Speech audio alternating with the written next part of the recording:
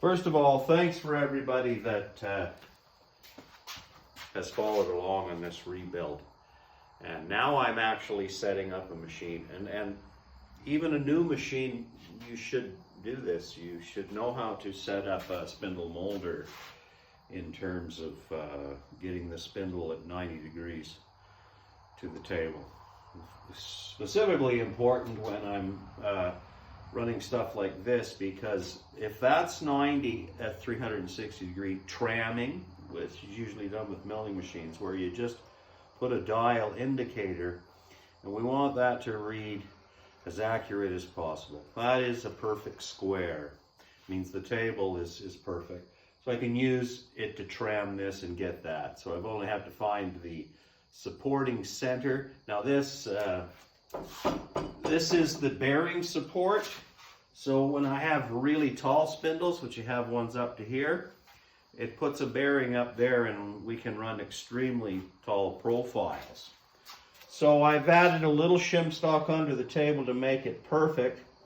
And the whole table all the way around, it's within a half a thou, but it's less than that at the area which I work.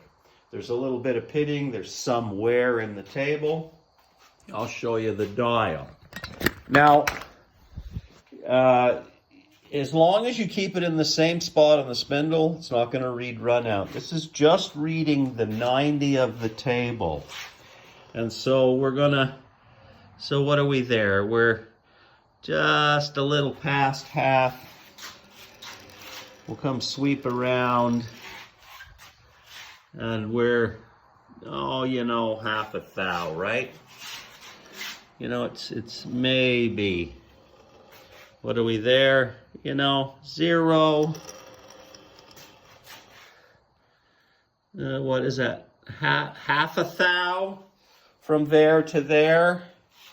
12, 14 inches. A sheet of paper is, 3 thou. So that's probably accurate enough for a spindle molder. So now I can start setting up the bearing supports. Look at how tall that baby is. Is that disgusting or what? I'm also going to turn a few more spindles, a 40 mil and a 50 millimeter diameter, as well as a 3/4 and a 1 inch, because of the tooling that we have here. The switch covers are almost ready to go. Tom Utley is going to redo the tag work, but anyway, starting to come together, guys. And once again, thanks for all the comments. I really do appreciate it.